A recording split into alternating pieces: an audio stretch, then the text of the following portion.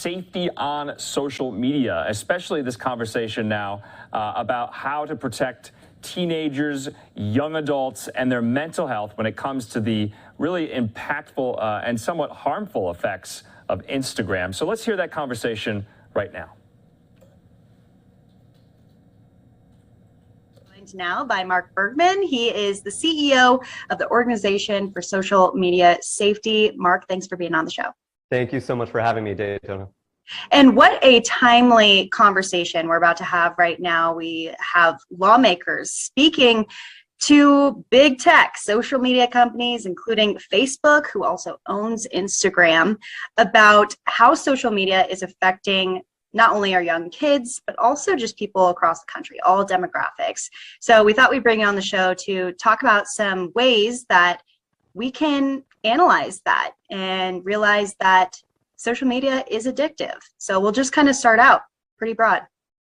Fantastic. I mean, all of these are such important points that people need to be aware of. So appreciate you highlighting this issue.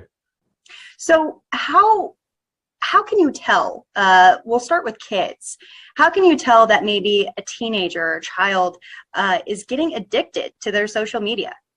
Well, first of all, the best way to at least get a baseline of how much your child is using social media is an indication of whether or not they may be addicted or have an issue with habitual use. So you can use Apple software, you can use a lot of Android models have software, there's a lot of third-party apps out there that will tell you how much your child is using their device and specifically using social media for each day and each week.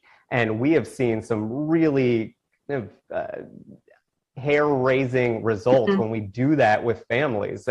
4 to 5 to even 9 hours a day on various social media platforms we're seeing with some teens. And then sometimes we'll look at the parents' numbers as well, and there'll be similar surprise across the room. So that's step one. Just be aware of how much your child is using social media. And then two, if you notice some issues like difficulty at school, being tired during the day, if your child wakes up and immediately turns to their device, all of these could be indications that they have formed a habit around social media use that is unhealthy or unsafe. Yeah, Mark, this conversation is pretty convicting right now because I can say for myself, that's a problem, turning to your phone immediately when you wake up. I know that I have a screen time app set up on my phone that tells me just how much time I'm taking on there, and it grows and it's sneaky. Yes, we love, so iOS, the Apple's operating system now has these widgets where you can put a big and large functioning app basically on your homepage. So we love taking screen time and putting it on your homepage so you get that reminder of how much you're using it. And hopefully it helps us and our children self-regulate that amount of use. It's a good tool.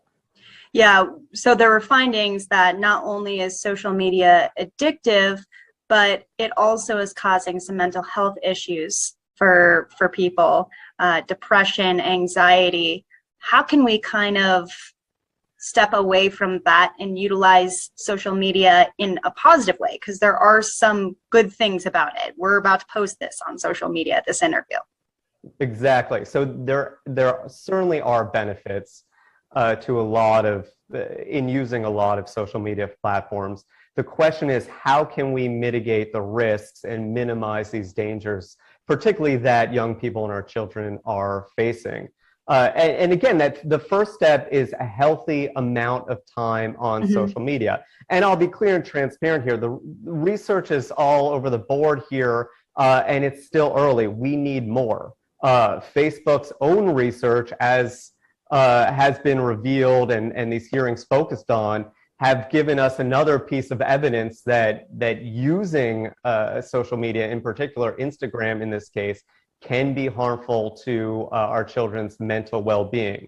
So again, step one, get it down to a healthy amount of time. 5 hours plus, not safe. There's one study that indicates using social media over 5 hours a day for young people was correlated with a 70% increase in likelihood of depression or even taking suicidal action. So Wow. very concerning numbers that parents need to be aware of.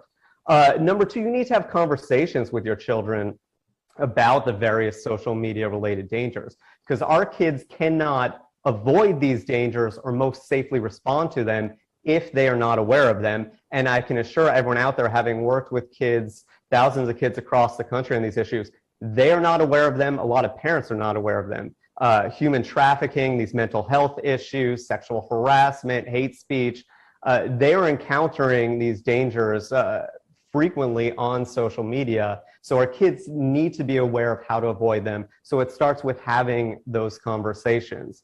And then once you have those conversations, number two, make sure to set appropriate social media safety rules for your family. So around this issue of safe use, set a family rule that your children cannot use their phones an hour before bedtime. So I brought this issue already, but there is research that correlates using phones late at night disturbs sleep, therefore impacts health. It impacts learning at school. So have a rule to shut those off, have a rule not to use them right away in the morning, have a rule not to use them while you're having family meals. Another example of a rule, don't have your children, particularly young teens, connecting with people they don't know on social media. So set these rules, put them in writing, put them in a nice public place in your house. And then finally, for parents, calibrate the settings on your child's devices and apps to an appropriate safety level for your child. That means, and again, Apple and various Android models and third-party apps will allow you to do this. Set those time settings to what you believe is a healthy, reasonable limit for your child. Maximize privacy settings on your device and on the app. So make sure on Instagram that you're maximizing privacy settings so your young teens not able to reach out to people they do not know, or people they do not know are not able to contact them. So these three together, the conversations, the rules, and the settings, are so important. Yeah, Mark, I think it's funny that we're talking about 5 hours being a reasonable amount of time. If you think about it, that's a large portion of your day still. 5 hours, but the research shows that that is probably going to be a good limit, maximum for sure, for keeping the screen time down. I want to go back to a point that you made, which I know was brought up in the hearing today, the increase of drug and human trafficking online. This is something that a lot of parents and maybe older generations don't quite know about. Yeah, this is a danger, a risk that has really exploded over the past year and a half during the pandemic.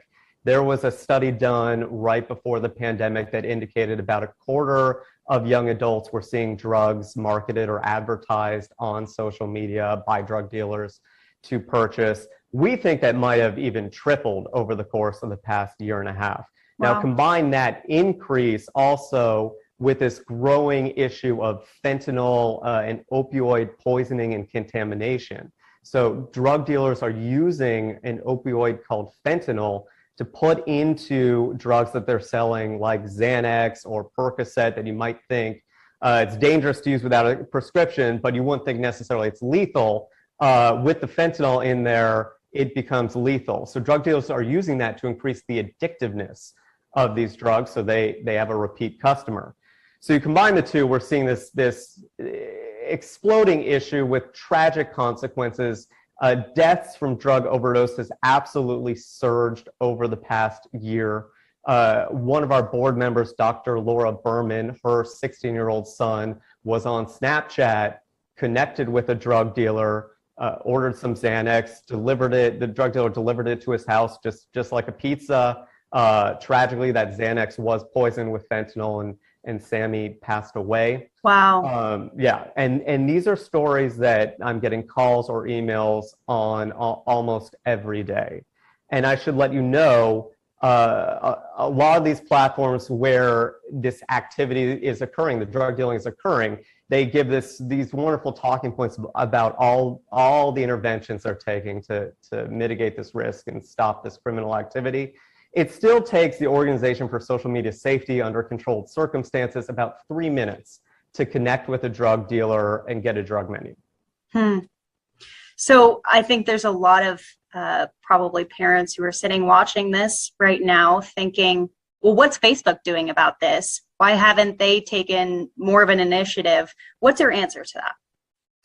Their answer, again, they have a number of talking points which sound great. They're improving their content moderation algorithm and other activities like that. Again, the issue is we can still find drug dealers in minutes. And so whatever they may be doing, it's not working. And so they certainly need to improve on this front in a big way. One of the initiatives that we're advocating for in the halls of Congress, and we are working on legislation with Congresswoman Debbie Wasserman Schultz and some other members as well, called Sammy's Law, that will require all social media platforms to give parents the option to use third-party safety software.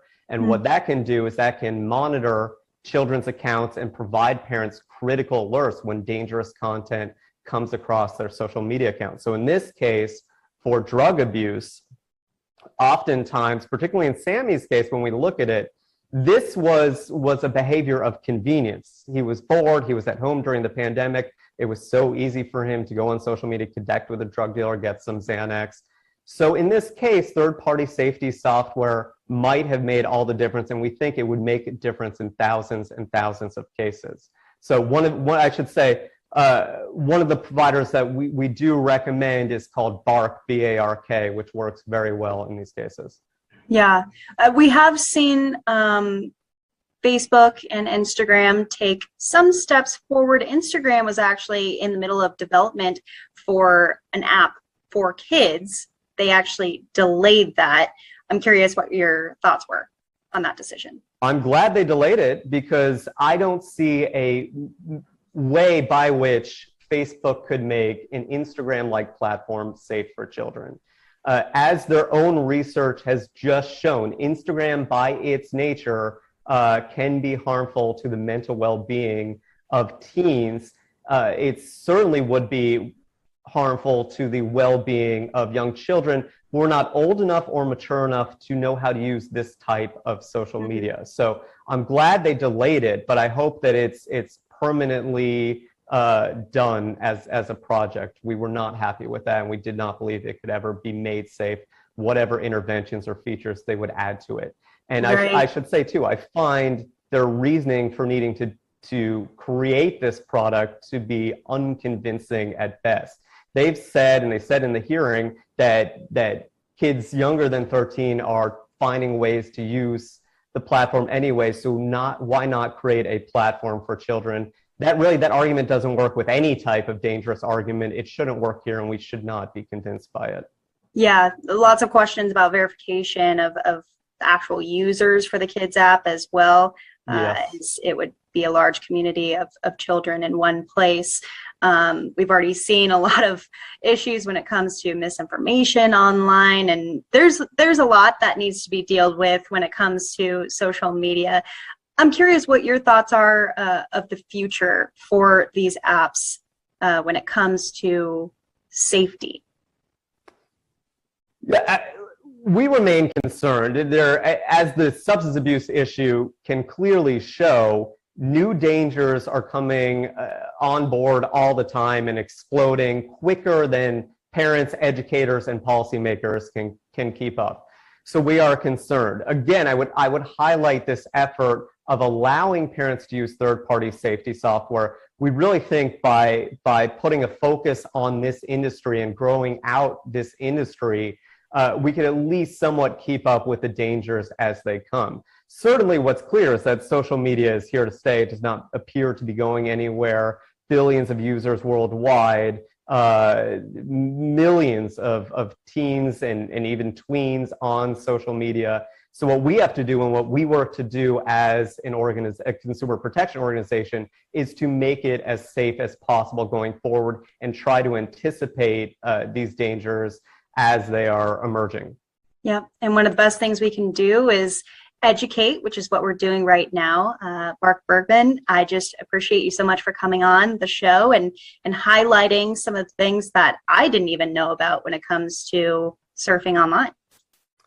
My pleasure. This is so important. So I really appreciate you highlighting this issue. It really does help protect a lot of families out there. All right. Thank you, Mark. We'll talk to you soon. Thank you.